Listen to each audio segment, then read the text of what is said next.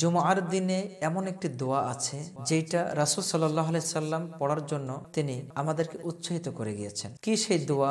ইসলাম এমন একটি জীবন ব্যবস্থার নাম যেখানে প্রশ্ন করলে এমন কোনো বিষয় নাই যে উত্তর পাওয়া যায় না। জুমার দিন যা কুরআনুল কারীমের মধ্যেও আল্লাহ সুবহানাহু ওয়া তাআলা উল্লেখ করেছেন। মহান আল্লাহ তাআলা বলেন, ইয়া আইয়ুহাল্লাযীনা আমানু ইযা নুদিয়া লিস-সালাতি মিন ইয়াউমিল জুমআতি ফাসআউ ইলা যিকরিল্লাহ। হে ঈমানদারগণেরা, যখন তোমাদেরকে জুমার সালাতের জন্য আহ্বান করা হয় তোমরা দ্রুত আহ্বানে সাড়া দাও। আল্লাহ নিজে বলছেন, এখানে জুমার দিন উল্লেখ করা হয়েছে। তো জুমার দিন দিনসমূহের মধ্যে সর্বশ্রেষ্ঠ দিন, যেটাকে সাপ্তাহিক ঈদের দিনও বলা হয়েছে হাদিসে। সম্মানিত দর্শক শ্রোতা মণ্ডলী, জুমার দিনে এমন একটি দোয়া আছে যেটা রাসূল সাল্লাল্লাহু আলাইহি সাল্লাম পড়ার জন্য তিনি আমাদেরকে উৎসাহিত করে গিয়েছেন। কি সেই দোয়া?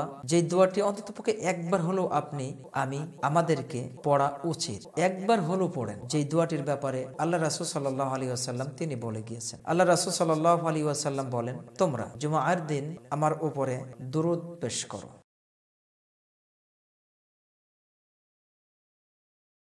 তোমরা জুমার দিন আমার উপরে দুরূদ ও সালাত পেশ করলে আল্লাহ সুবহানাহু ওয়া তাআলা সেটা আমার কাছে পৌঁছে দেন। সুবহানাল্লাহ।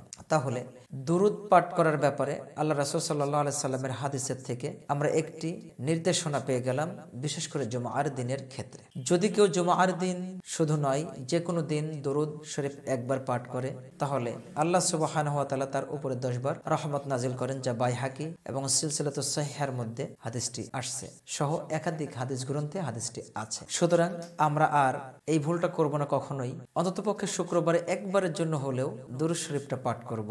আল্লাহ সুবহানাহু ওয়া তাআলা আমাদের তৌফিক দান করুন, আমিন। তোমরা যা জানো না তা তোমরা জেনে নাও। আল্লাহ সুবহানাহু ওয়া তাআলা এই মর্মে বলেছেন, ফাসআলু আহলা যিকরি ইন কুনতুম লা তা'লামুন।